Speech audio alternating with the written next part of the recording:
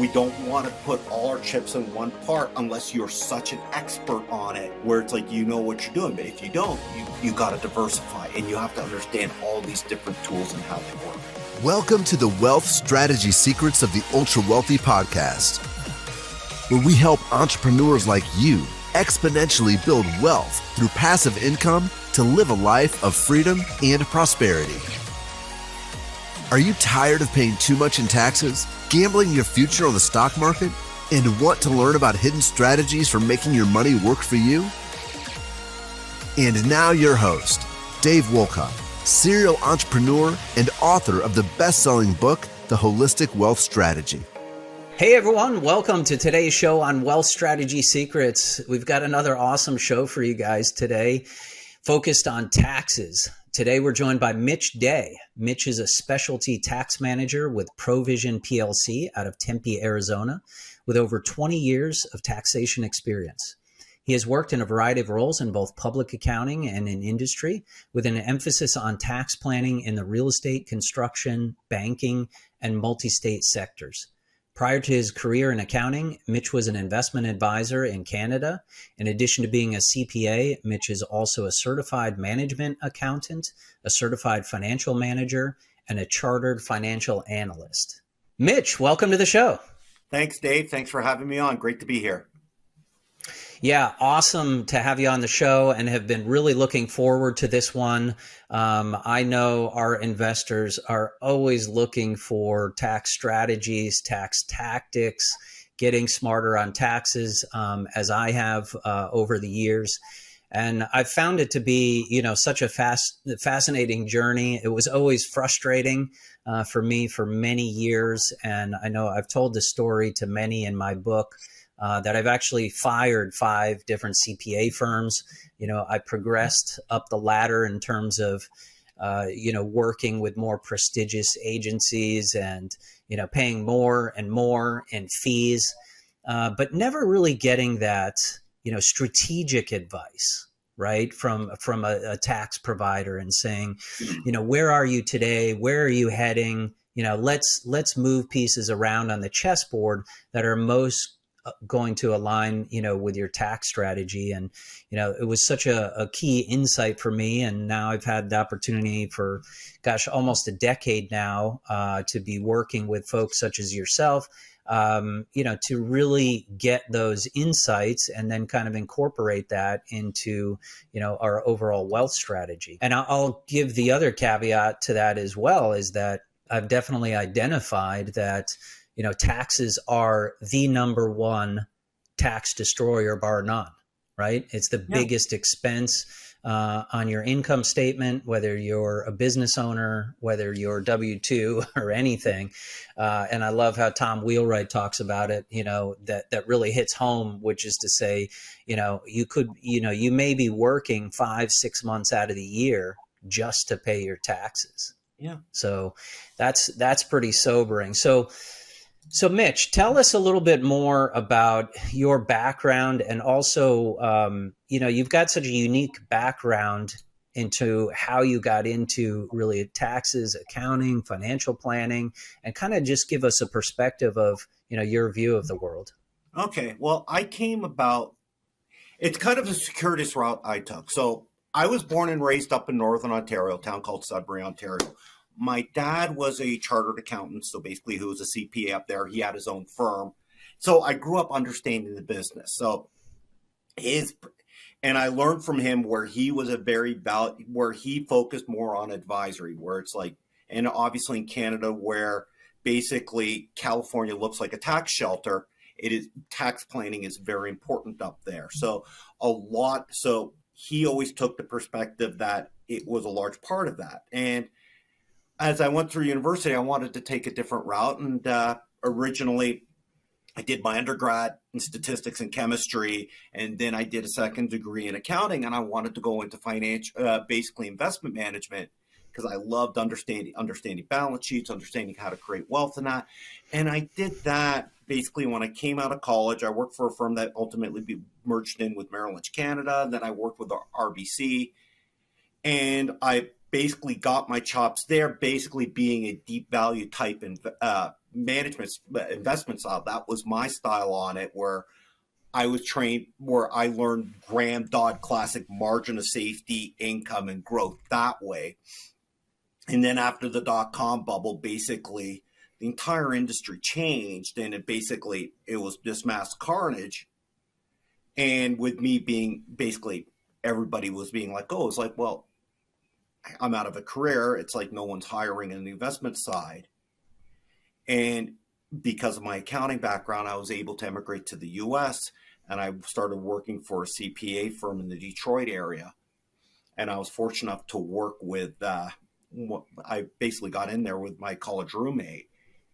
And I started learning with him and a couple of managers. It's like, look, tax returns isn't just a form, and it is basically a way for you to arrange your affairs so that you're paying the bare minimum on there. And you have to look at it in terms of, when you look at a tax return, a lot of people just look at it, does everything tick and tie? Is everything fill out? And that's really a failure of our schools, of the way education is, with how colleges prep people, is that they show them how to do it correctly, but they don't show them how to think beyond that. And I was lucky enough to have mentors, and also growing up in a family where it's like, no, you got to look at it different, where you look at a tax return and you can kind of see, here's money left on the table. Hey, if I did this, I could have lowered this number. Hey, if I did this, this number could have been done. So I was fortunate enough to get into a set of circumstances where I got to look at things that way, where, because I had a period of time where I was away from it, I was basically starting over from scratch doing this. So I got to learn from a new perspective. And then after being in public for a couple of years, it's like I had an opportunity to go work for Bank of America in their corporate tax department. And then I learned how large, like basically the largest taxpayer in the US, how they do it. And their perspective is, the tax department is, a lot of people think of it as a cost center, but you can also look at it as a revenue center, where if you organize your affairs within the structure and how you deal with counterparties, you can save, you can create significant tax savings on it. So after seeing how the big boys do it, and the way they look at it, the way large corporations look at it is, CFO goes to the chief accounting officer and goes, what's the lowest effective tax rate we can get at? And gives them basically a mandate to, here's your target effective tax rate. What can we do inside here with the tax attributes we have here to lower our effective tax rate? What are things we're doing here? Or if we're below it, are there ways to harvest gains, take advantage of it because we've had an off year, or we have some advantages to take advantage of things to keep within our target tax rate? And that really opened my eyes, because what we're doing, we're no different than a business. It's like we have a P&L, which is our personal and in all our businesses and how they all flow up. But the idea is we have a P&L, and probably our largest line item on there, as you've said before, is taxes. And so we should be thinking about it no different than a business. This is an expense that needs to be managed. The problem is we've been conditioned from since our first paycheck as a teenager working, that it's taken off the top. There's nothing you can do about it. And no one tells you otherwise until you have that epiphany where it's like, hey, wait a sec. There are ways to do it. So we try to take that approach where it's like, okay, here's our expense.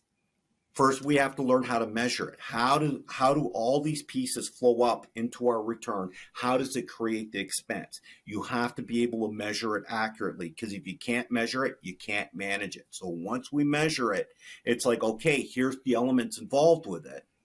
Then how do we manage this going forward throughout the year, where we set a target effective tax rate? How do we achieve it?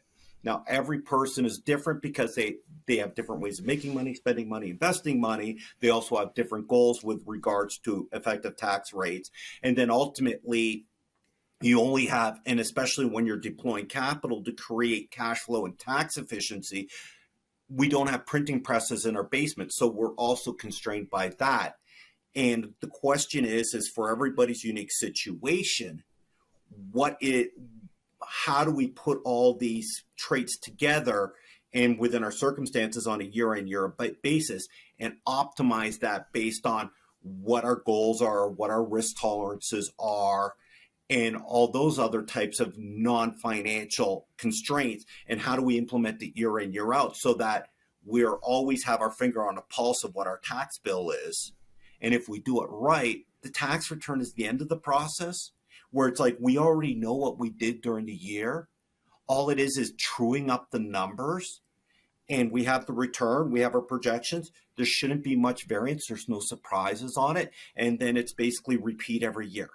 Yeah, that's such a great summary. So why don't we just back up a little bit, right? And I think a lot of the misunderstanding comes for folks where, everyone out there probably has a CPA, right? Mm-hmm. And they're getting their taxes filed and they're doing different things, and they feel like maybe they're doing, making some deductions and things like that. And they're calling that really a tax strategy, which isn't in fact a strategy. But tell us, why is the industry, so bifurcated, really, right? Because what you're talking about is a very strategic advice versus a lot of, I would say the majority of planners are just looking in the rearview mirror. Well, I think there's a couple of reasons. As I said earlier, I have to put a lot of criticism to the education, to the university system, is that when you take a tax course, it's like, here's the code, here's what the numbers are, here's how you prepare a return. And they don't teach people to think out of there. Now, let me qualify that. I went to school in Canada, and that was the same here. And what I've seen from people here, it's the same here. I don't know about a master's level, but what I've noticed is there's not an emphasis on changing the mindset of people, where it's very much an assembly line where it's like, here's the form, here's how you do it. And the problem is that a lot of firms look at the tax return as basically a widget. It's basically their entire business model is input, process, output. Input, shoebox of receipts, process, put it into the software, output, here's a return, pay me my fee, pay the IRS, see you next year. Because it's just a simple model, because a lot of people don't necessarily want to do it. And the other thing is that a lot of people don't want to pay for it. As one of my clients once said, a lot of people will balk at, well, that's going to cost me money. But the problem is they're basically stepping over dollars to pick up nickels. And we as an industry don't do a good job of explaining how we add value. And one of the things I tell people is like, look, yes, you're paying these fees for planning and strategy, but the idea is that with us sitting together, figuring out a strategy, figuring out what your needs are and your preferences are, we can create a return on investment on those fees by tax savings, well in excess of what you're doing. That's always the goal. And people have to change that. They just look at, oh, you're charging me this much for a return. And they go, no. But the way I explain it is, well, I've been doing this for 20 years.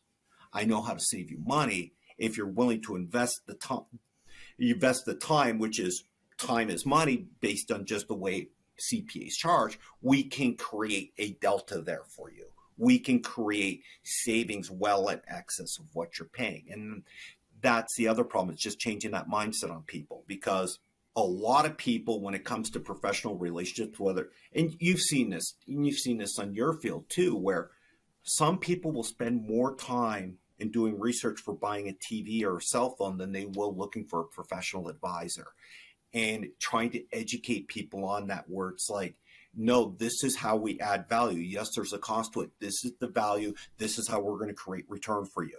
Yeah, it makes sense. So, and to give you a specific example, right, we just finished this tax season. We have an oil and gas fund, and a lot of our investors had submitted that to their CPAs, and a lot of the CPAs came back and said, wait, you can't offset active income, right? And they didn't totally understand, how it works. And then, they were up against a deadline. What would you say in terms of CPAs out there that feel like something might be risky. Let's call it a home office deduction or something where they feel there's something in a gray area, or, you're trying to, take this active income and offset it based on this type of investment, and they just don't really understand it, or they think it's risky. Yeah. Well, it boils down to what is risk. And it's like, I've heard that throughout my entire career. Oh, home office will get you audited. I've never, 20 plus years, I've never seen anyone get audited on a home office. It's understanding. And the other part is about tax risk is like, look, if you can document it and you've got a fact pattern and you can substantiate it and it's in the code saying, hey, this is what the rules are, you take it. Because the key thing is just you have to support it. You have to understand the code. And the problem is a lot of these guys, they don't have exposure. Like, let's just use your oil and gas one. They don't understand working interest because they don't see it very often. They don't understand that the 469 rules have a specific carve out for oil and gas interest, whereby if your money is at risk and you're a general partner, this is considered ordinary. The code did that to encourage exploration. And it's the same with home office. It's like, no, it's fine. It's just document, substantiate it. It's the same with the Augusta rule. Oh, I shouldn't rent my house to myself. It's like, look, as long as you have a proper rental agreement, you have a valid business purpose, you basically document what you've used your house for, and you have comps where you can show, hey, look, I pulled up all the comps. This is what the market is for my house. You're fine. It's just some CPAs, and I don't want to say this to be disparaging, some aren't as intellectually curious to go look it up and find out what it is, spend a few minutes on Google reading up what working interests are, and they just want to stick in their silo, which is give me your W-2, give me your 1098s, and leave me alone. Because they don't want to spend the time. They don't want to spend the time, or they don't want to charge for the time. Yeah, no, it makes sense. And I think that's a perfect backdrop for folks. And then also just to kind of add to that, I think, in creating some context around taxes and my journey as well was, just really making that paradigm shift to understand that the tax code is actually a roadmap of incentives for business owners and investors.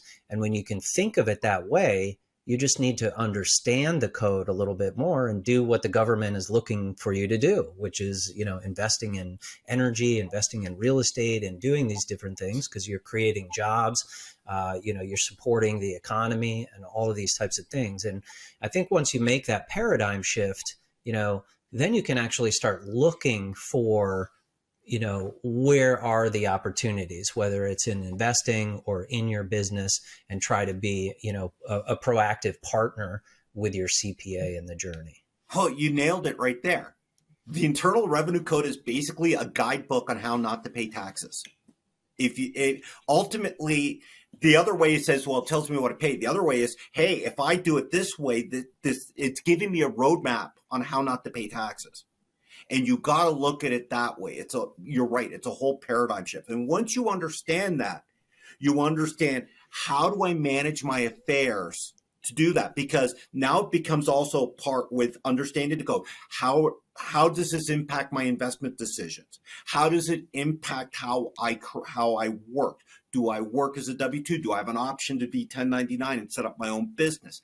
How to do those things. Like, once you start thinking it that way, even if it's like, hey, there might be another way. And that's where we come in, where it's like, ask the question. There's no dumb questions here, where it's like, hey, can I do this? If I change my affairs this way, will this work? And often the answer is yes, with an if we can do the X, Y, and Z, absolutely. Now let's figure out how to implement it, and let's show what the impact is on your return. Yeah, absolutely. So what have been the changes that we should be aware of in 2023 or going forward into next year in terms of our planning? There's a couple of bigger things coming on, because the biggest one that you're starting to see is, and this all comes back to the Tax Cuts and Jobs Act when it came out in 2018, was that the problem was, in order for them to pass it, it went through reconciliation so that the Senate couldn't filibuster it. And because of the reconciliation rules is that it's like you couldn't increase the deficit by so much over 10 years. So in order for it to meet those rules and get passed, basically a lot of the elements within there phase out over the next couple of years. And the classic example that everybody knows about is bonus depreciation. So when they change it, they're like, hey, 100% expensed. And this is huge for people who invested in real estate. The problem is now it's starting to phase out. So it was 100% through 2022. Now it's 80, it's going to drop to 60, it's going to drop to 40, and then it's going to be gone. So that's going to change a lot of ways, because now it's like every dollar invested in real estate, for example, or in depreciable equipment, it's not going to get you the same tax impact on there. So there's that. And then it's also going to impact where if I have all these investments in, let's say, real estate syndications at 100% bonus, and they sell, and I'm going to have this huge recapture bill, when you reinvest, now it's like, because it's a lower bonus, I'm not going to get the same offset on there. I got to figure out other ways to mitigate that. So that's going to be a big one. Another big one is a qualified small business deduction, that 20% deduction you get for pass-through income. That's going to start phasing out in a couple of years. So now we got to start thinking, it's like, okay, as this goes through, how's this going to impact my business? How do I need to structure my affairs where I can keep my effective tax rate down? And then a third one, which is not income tax related, but the estate tax exemption. It went up to $10 million per person. It drops back to $5 million in a couple of years. So now if you're a high net worth person, it's like you've got $5 million as an exemption where it's use it or lose it.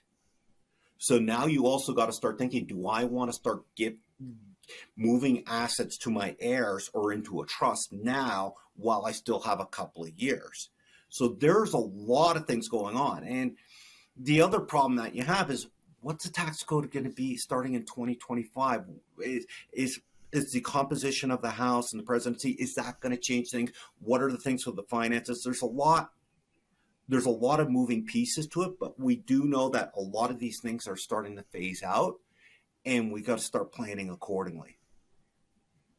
Yeah, really good insights. So what do you think, I mean, just given what you know today, what are some, good strategies? And I'd like to break this down into two parts for the listener. So the first one being, why don't we cover business owners first, and then let's cover W-2 secondly, those high income earners out there. But for business owners, are there any, top strategies, investments, things like that, business owners should be looking at? Well, one of the things that I look at for businesses, one of the bigger things what I look at is, okay, let me see what your operations are. Let me see the variability of your revenues and your income. And I have some clients where they have a consistent floor, a significant floor, and it's basically stable revenues and income every year now. And we start looking at things based on the nature of their business. And it's like, okay, do we want to look at benefit plans? Do we want to max that out if you and your spouse are the only employees? That's a big one there. We're maximizing those. Other clients I take a look at is, I really like captive insurance companies. That is a great way to create deductions on your return and basically keep all that capital via captive insurance. Now, that's a little bit of a longer story, but it's a way to basically create deductions and manage your claim liabilities depending on what type of insurance it is. Well, a longer story on there, but that's another very valuable tool on creating tax savings on there. The other thing is taking a look, reviewing your fixed asset purchases, understanding that is, if you're limited on, do we need to set up a separate leasing company and lease your equipment back to yourselves? Do we need to look at having a separate C Corp and running some of the operations through there where we can take advantage of the delta between personal and corporate rates on there? These are all things that we need to discuss. And it basically, you got to make a business case for it first, because one of the key things I always tell people, don't do something just solely for tax purposes. If the cash flow doesn't make sense, the tax benefits almost all the time will not more than justify that. So we have to make a business case on it that this makes things more efficient. And then basically the tax benefits is going to goose your return a little bit. So those are the things that I kind of look on there. It's like reviewing the operations. Are there ways to create expenses? Are there ways to create additional deductions? Is there anything within the structure that we need to look at? Because some people might have it as a partnership where there's self-employment tax. Do we need to do an S corp? Do we need to even consider doing a C corporation? Because sometimes it's counterintuitive, but sometimes it makes sense to do it that way. It's having a discussion of what's going on in the business, what do you need from the income from here, what are your cash needs, and tailoring it so that we can kind of optimize it based on your tax, business, and risk needs. Yeah, it's such a good point you make. And admittedly, I'm guilty of this one too, is, having the tax tail wag the dog. Right. Mm-hmm. Sometimes we're in such pursuit of some kind of tax efficiency, that we underestimate, right, the overall impact, right, upstream, downstream. Does it make business sense, like you say, whether that's in your business or for an investment and everything. So, this is why we always advocate really creating a comprehensive wealth strategy that's looking at everything end to end. And also, downstream, we're planning for 10 and 25 years into the future. So you're making the right decisions now, not just for this quarter or this year. Well, exactly. One of the things you say with your clients is like, what is our investment criteria? What's the minimum return? What's our minimum return on our investment that we're looking for? And you got to have that discipline on there, because it's back to what my whole thing was. When I was an investment advisor, I'm a value investor. Here's my criteria. I stick to it, because when you drift away from it, bad things often happen, because you got to stick with what you know, and you got to stick with that criteria. And it's like, hey, if this doesn't meet your investment criteria before taxes, why are you touching it? That's the key. That's the key takeaway. Yeah. So here's a question for you, Mitch, right?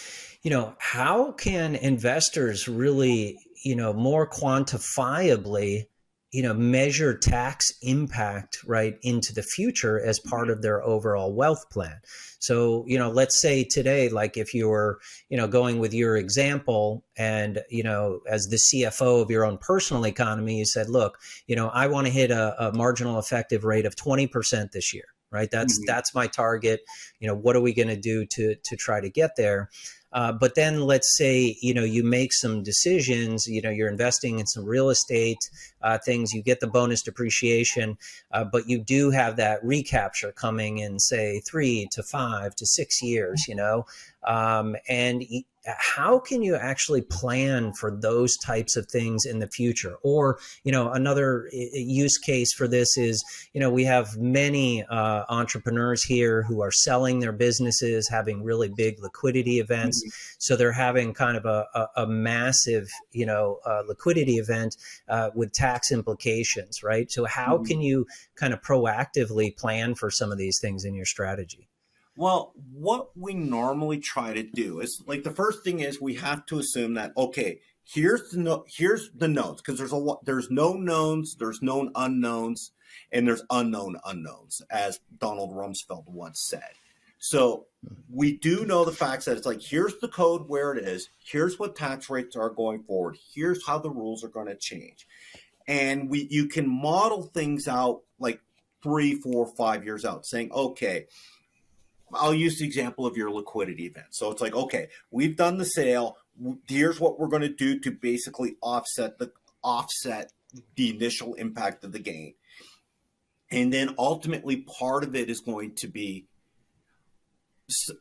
because I'll use the example of real estate. So let's say we sold the company and you basically invested in real estate, use bonus to offset it. And it's like, okay, we know down the road you have all these assets creating cash flow.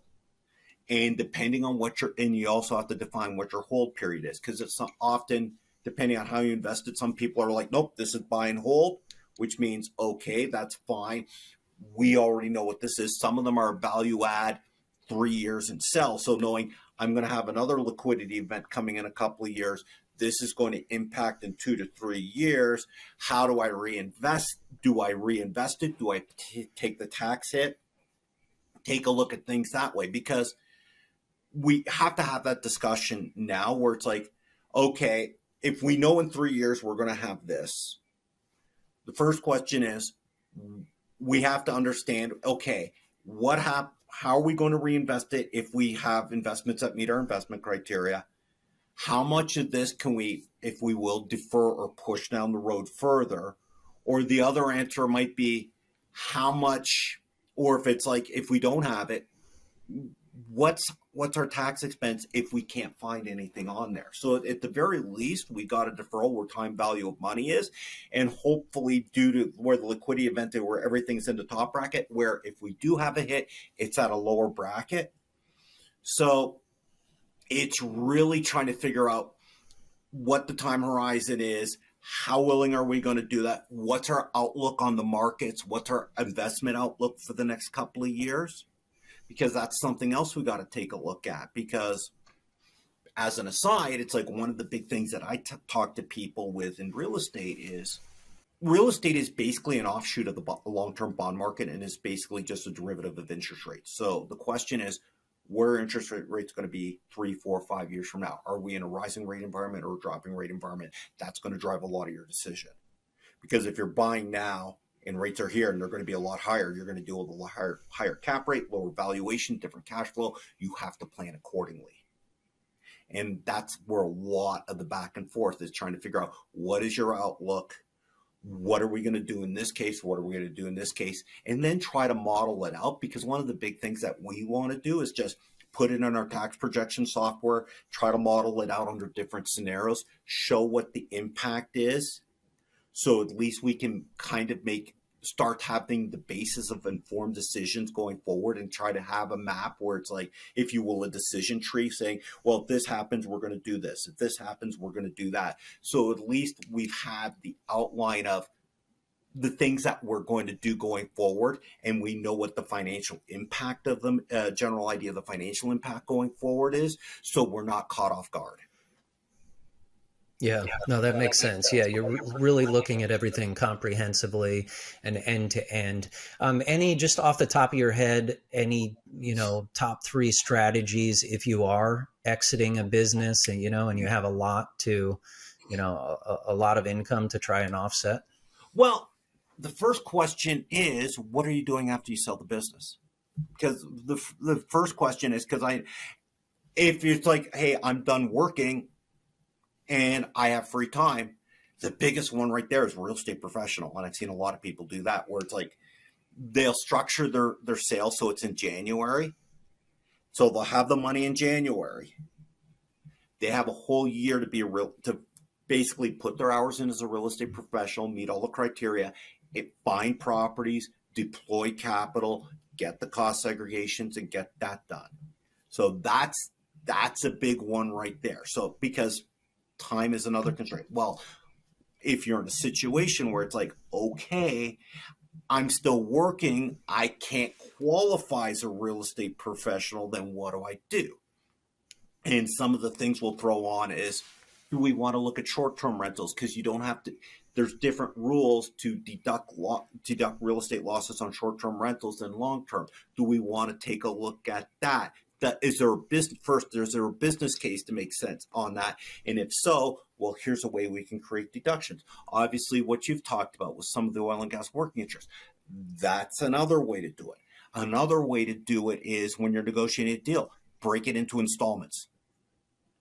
Consider doing an installment where it's like, if you're doing late in the year, half now, half in January, break it over 2 periods if it makes sense, in order to mitigate the bracket impacts. And also that gives you a little bit more time to basically mix and match your assets for risk purposes as well as tax.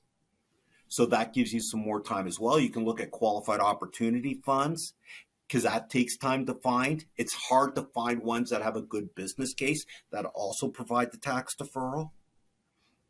So the more time we have to structure that, the more time we have to look for investments that meet your return criteria that have those tax benefits.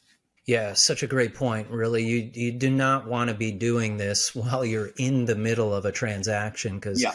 having gone through, selling a business before in the past myself, I mean, it's really demanding. It's so many different levels. You're trying to run the business, you're trying to do so many different things. And then tax planning starts to become a little bit of an afterthought. And the last thing that you want is to be forced into some kind of position, right, where you have to deploy capital, or you're kind of making that, decision, like you say, that doesn't align with your investment criteria just because of the timing of it, right? You're just trying to do it from a tax perspective. So, that's a valuable lesson there. Yeah. As soon as you get the LOI, you need to talk, because you got to look at the timing. And you got to look at the term, because you can structure the sale so it's much more advantageous tax wise. It's part of the negotiation. 100%. And I would say you should be having the conversation. Number one, you should have someone on your team like Mitch, right? Mm-hmm. So you're proactively creating a group of, subject matter experts in this space that can help advise you when you get to this point that you are exiting your business. Yeah. So you're thinking about it, way in advance. Well, yeah, because I'll give you an example for a lot of our dentistry clients. Like, one of the things that I always throw is like, get a price on your practice. There's a lot of there's a lot of DEOs that are looking to acquire more practices. It doesn't mean you have to sell it, but at least talk to these people who are in the sphere and say, how much is this worth? Because that's the first question because the first question is, you don't know what the value of your business is. So you need to have a value. And it's like, and then you understand where it's like, okay, this is kind of like the figures we're looking at. And at least you can start having discussion. Well, if I sold for this, what would it look like? So at least going forward, you already know where somebody comes up to you with an offer unsolicited and it meets your criteria. You already kind of know, here's what I got to do for taxes on a high level. And then it's just part of the negotiation to get the details done. Yeah, 100%. And then the second thing I was going to say, from a learning experience as well, was that when you have that relationship in advance and you can start that conversation, when you go to the table with that LOI, like you said, you can start negotiating and you have someone on your team. Because what I found is, when you start talking taxes and everything at this level, you've got corporate, their corporate attorney, their M&A person, they're all corporate, right? So they want to do everything that's like, the way 95% of them really do it. They're not looking for things, outside of the box. So it's up to you. And it's a negotiation in there, because if I'm a business owner, I want, more often than not, I want to just sell the stock. Because then it's just straight capital gain. I'm selling an entity. If I'm a buyer, I'm like, no, I want an asset sale, because I want to push as much of the purchase price into depreciable assets where I basically can get depreciated and kind of get an offset on there. Now, obviously, as a seller, I don't necessarily want that, because I might have recapture. I could have all this. I have different tax rates. And then it starts coming into part of the negotiation, because you adjust the price accordingly. Well, if I'm going to take this tax hit, well, you got to give me something. And then it's like understanding that this is all part of the bargain process. Yeah. Yeah.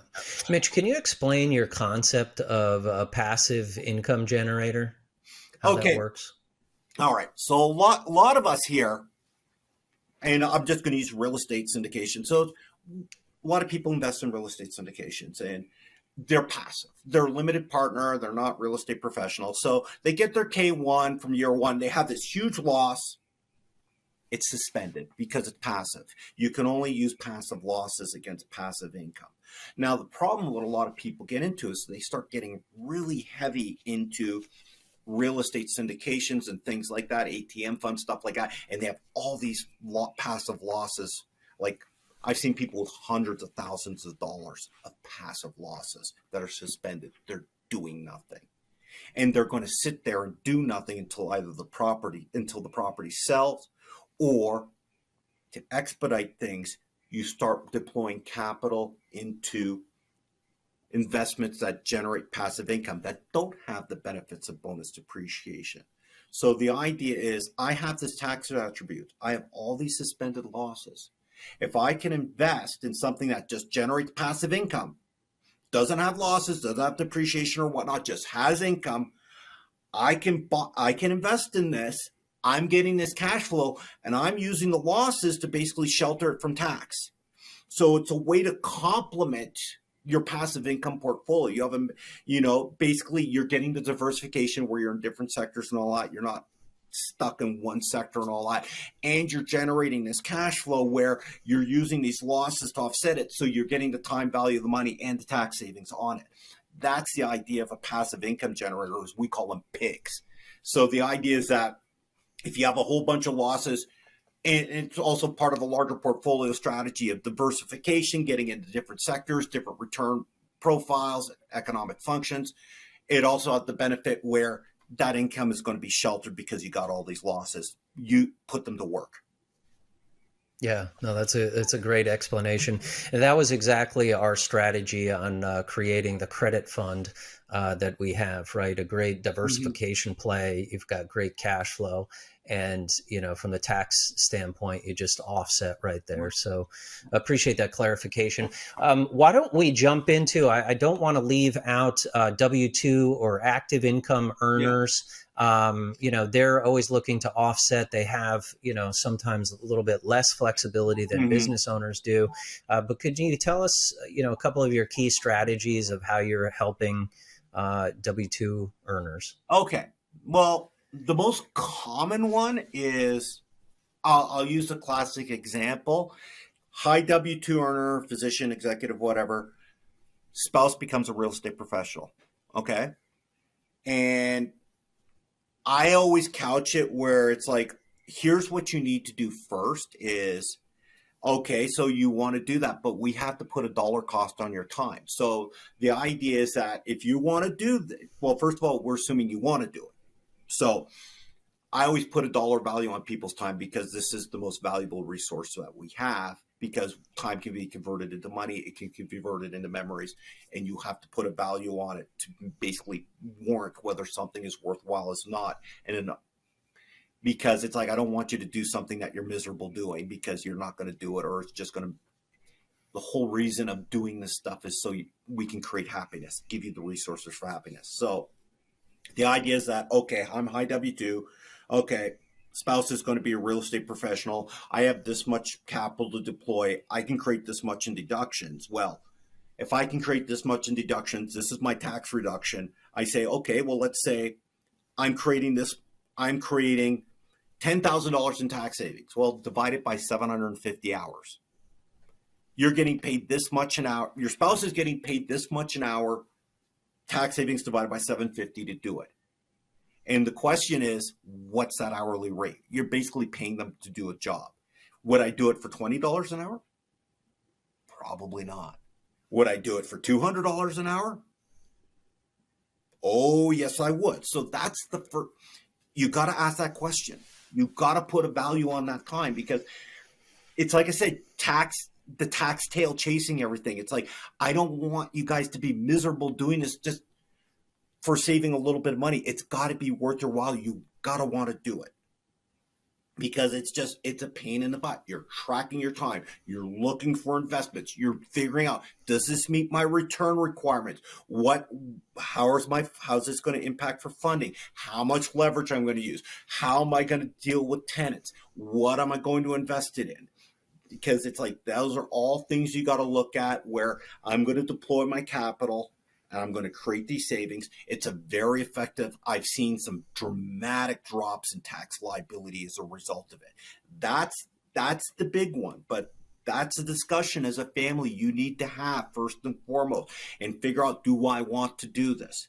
If it's not, or it's like, I don't want to do it on that scale, short-term rentals, different things. But you have to understand the business case.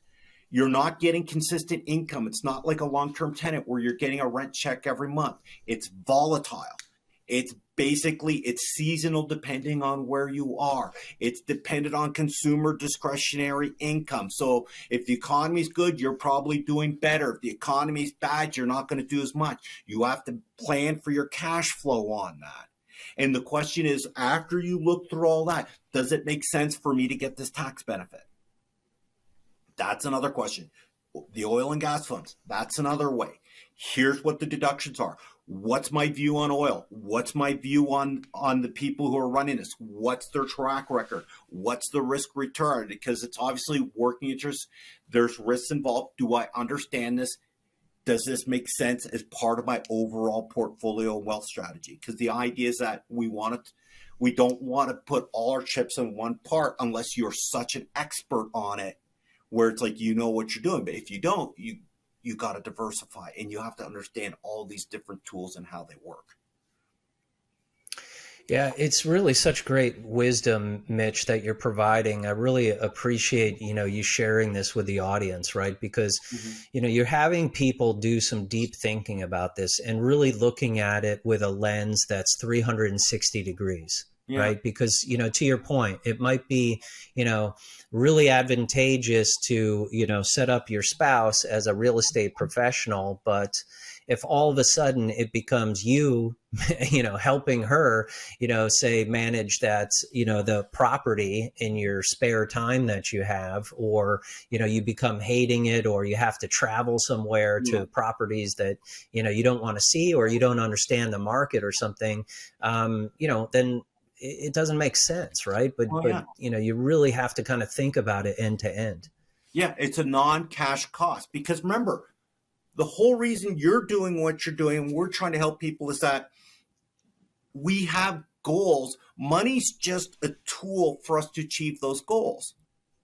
And it's like, what I put it, it's like, we're trying to create wealth so we have time to do things. Like, the way I look at it, it's like, one of my big things would be, it's like, I want to create wealth where I can spend time with my family. I don't want to be working. I want to have memories with my children while they're still younger. I don't want to see them off to college and say, where have you been all these years? That's something you got to ask yourself. Or if it's like, I want to spend time with my wife. We want to go travel. We want to do this. Well, you can't do that if you're working 2 days a week doing real estate professional. You got to ask yourself, is this worth? There's a trade-off. So this is why I always tell people, put a dollar cost on your time. It's so important, because there's so many non-financial things you have to look at, and you got to ask yourself before you go down to these. Because sometimes it might be, and this is an honest answer, is that I wouldn't do this because you're going to be miserable and you're going to lose all this. Yes, you're going to pay some more money in taxes, but you're going to be miserable. What? That's not the point for living. That's not the point of our existence, is to be miserable. We want to create happiness and memories. And it's like, you gotta throw that in there. Yeah, 100%. It's all about creating that freedom in your life is what we're really after, right? Freedom of money, freedom of time, freedom of purpose, freedom of relationship, all those things. And then if you jeopardize, achieving those, just to make, a tactical move on the tax side, you're really shooting yourself in the foot. Yeah. And again, it kind of points back to like our overall thesis around, just having this strategy that's taking all these different dimensions of your life into perspective, so that you can be a better investor, and you can also realize that vision, right? Because that's what it's all about at the end of the day, living life, the way you want to meet your vision. And that's why our onboarding process, it's kind of like the first questions are, and there's two ways to think about it, is one of the sarcastic ways, what do you want to do when you grow up? Or the other one is the more, as I put it, as an Aristotelian question, what defines the good life for you? You have to define that first and foremost, because then everything comes off of there for the roadmap. Like the roadmap you create for financial wealth, you have to understand what's the good life for them. And for me, for taxes, and to complement what you're doing as well, it's like, I need to know that, because I don't want to be recommending tax strategies that don't meet your investment criteria, don't meet your risk criteria, don't meet your time criteria, because then I'm not adding value there. I have to understand who you are, what makes you tick, how things work in order to get to that goal, like not only financial, but the more holistic point.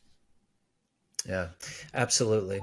Mitch, if you could give just one piece of advice to our listeners about how they could accelerate their wealth trajectory, what would it be?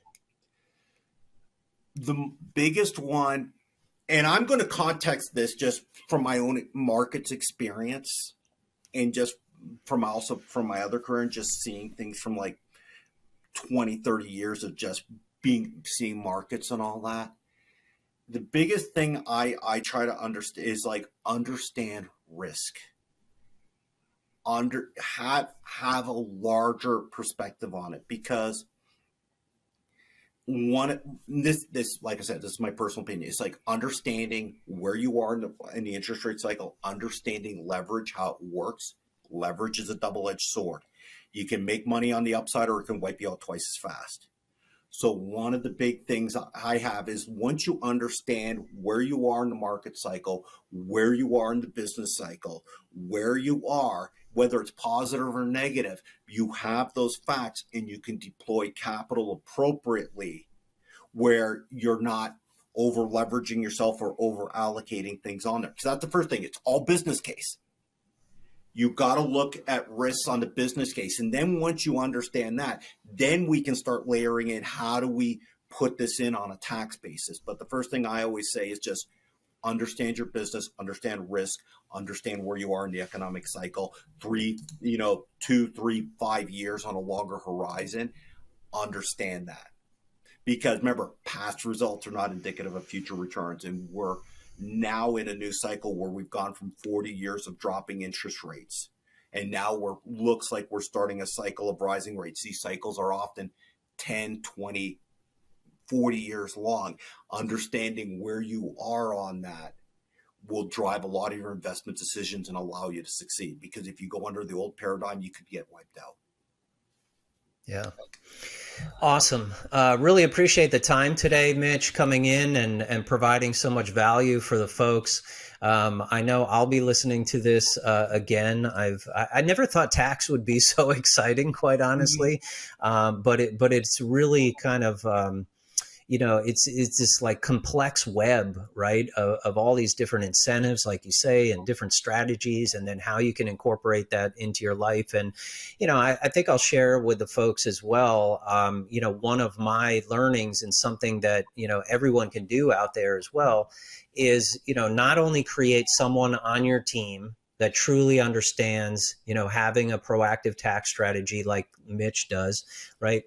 But it's also being, educated, yourself, right? And understanding, all of the different options that you can do, because what that does is, every day, every week, when you make decisions, whether you buy something, whether you travel somewhere, right? Whether you're making an investment, you're always thinking about tax implication. Yeah. So, this really changes the way you do things. And that way you can be an active partner with your CPA in changing, your entire picture out. Right. So I've found that to be, very valuable, versus just the flip side would be waiting till the end of the year and saying, hey, here's, here are all my statements. Just do the preparation. Well, yeah. Yeah. Think about it this way. It's kind of like, do you ever think that understanding philosophy would be the basis for everything going out of here? It's like I would have taken more philosophy courses back in school. But the idea is they're concentric circles. The first thing is knowing yourself, knowing what your goals are. Then it's like the next circle is understanding the finances. How do I create the financials on this? Then the next circle out of how do taxes implicate this? And then it's like the other circle. What are other non-financial things that I have to look at? It all waterfalls from that. So once you understand that process, you've come to that next level of realization. It's like Maslow's hierarchies of needs. It's self-actualization. So you start understanding where it's like it all fits in and how it all interrelates. It's really good, because then it's like now you've reached that higher level of consciousness when it comes to wealth and your own personal goals. And then you know what you don't know. And it's like, okay, I know there's a tax impact. I know there's a financial. I know what question. I might not know all the questions to ask, but I know that I got to start asking questions, and it'll lead me down the path to the solution. Yeah. Love it, Mitch. So if people want to reach out to you and, connect with you or learn more about your firm, what you guys are doing at Provision, what's the best place? Okay. Well, the easiest way is our website is www.provisionwealth.com. That's our website. You can take a look at it there. If you want to talk to me, I'm happy to have a half-hour call with you, talk about your situation, figure out, how we can help you, whether we're a good fit. Give us a call, 480-467-4400. Happy to have a talk with you, talk about your situation, and kind of go from there and figure out what's the next step on our journey is. Yeah, that's awesome. I'd also like to share with folks that Provision is actually one of the faculty members in our mastermind and virtual family office. So if you'd really like to take your wealth to the next level, right, and get this type of advice and strategy in your overall wealth planning situation, check out our mastermind group as well. Mitch, thanks again for coming on the show today. Really appreciate it. Thanks a lot, Dave. This was a blast. Awesome.